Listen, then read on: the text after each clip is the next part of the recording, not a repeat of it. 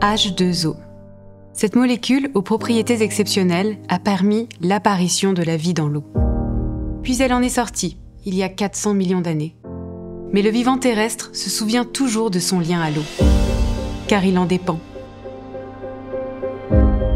La preuve en est que toutes les civilisations humaines se sont construites autour d'un point d'eau.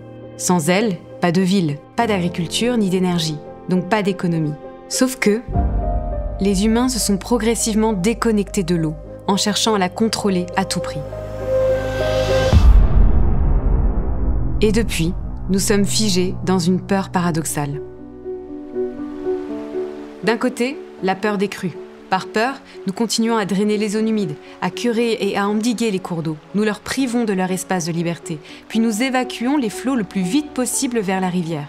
Et de l'autre, la peur de manquer d'eau. Par peur, nous épuisons les nappes, les rivières, nous canalisons et stockons l'eau dans des ouvrages en béton. En réalité, sécheresse et inondation sont les deux faces d'une même pièce, celle d'un cycle de l'eau dégradé. Le changement climatique va venir exacerber tous les désordres de fond que les activités humaines ont occasionnés sur ce grand cycle de l'eau. Il va venir révéler notre vulnérabilité face aux phénomènes extrêmes, entre les pluies excessives et les longues périodes de sécheresse.